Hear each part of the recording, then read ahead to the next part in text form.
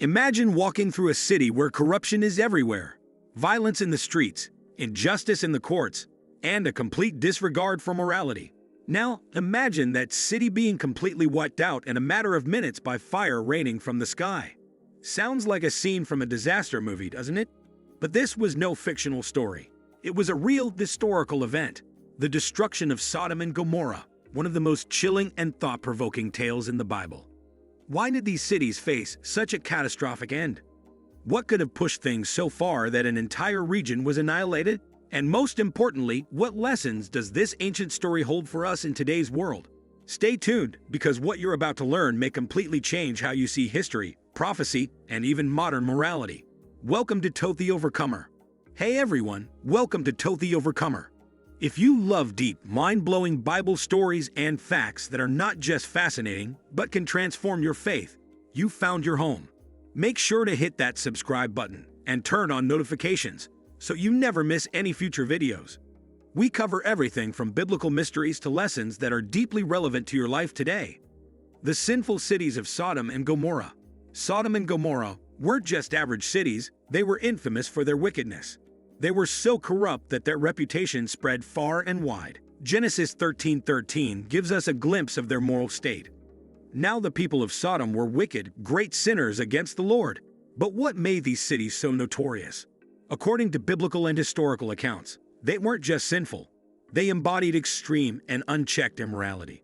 They were part of the cities of the plain, which included Admah, Zeboim, and Zor. These cities were located near what we now believe to be the southern end of the Dead Sea, an area that still holds mysteries today. Ezekiel 16:49-50 provides more context.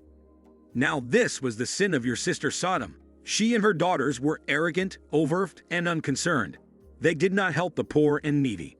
They were haughty and did detestable things before me. Therefore I did away with them, as you have seen. This paints a clear picture of a society completely consumed by arrogance and pride. Their overconfidence led to a disregard for others. Self-indulgence, excess and greed overshadowed compassion. Injustice and lawlessness, kindness and fairness were forgotten. Sexual immorality, a blatant rejection of moral boundaries. Violence and oppression. Power was used to exploit, not protect. These sins were not private or isolated. They defined the culture of Sodom and Gomorrah, a display of extreme wickedness. Even when God sent 2 angels to investigate the city, the response of the men of Sodom was shocking. Genesis 19:4-5 describes how the men of the city demanded to violate the angels, demonstrating a complete absence of decency or righteousness. It was clear that no redeeming qualities remained in Sodom. This wasn't just about individual actions. It was a systemic issue. The city's downfall wasn't sudden. It was the result of years of unchecked sin. Archaeological evidence. Was Sodom real? Many skeptics have dismissed the story of Sodom and Gomorrah as a myth or allegory. However, recent archaeological discoveries suggest there may be more truth to this tale than previously thought. In modern-day Jordan, a site called Tal El-Hammam has captured the attention of researchers. Could this be the biblical Sodom? Here are some fascinating findings. Sudden destruction. Evidence shows the city was destroyed by an intense heat blast, strong enough to turn pottery into glass. Sulfur deposits. High levels of sulfur have been found in the area, matching the biblical description of fire and brimstone. Historical texts. Ancient records, like the Ebla tablets discovered in Syria, mention cities with names resembling Sodom and Gomorrah. One theory suggests that a meteor or asteroid explosion could explain the fiery destruction. The Tunguska event in 1908 flattened 800 square miles of forest in Siberia, and something similar may have occurred near the Dead Sea. Whether through natural means or divine intervention, the destruction was swift and complete. Why would a loving God destroy a city? This question often troubles readers. Why would a loving God destroy an entire city? To understand, we need to consider God's character. He is both just and merciful. While God's judgment may seem harsh, the Bible shows that He is incredibly patient before taking action. Abraham's plea. Before Sodom's destruction, Abraham interceded for the city. Genesis 18.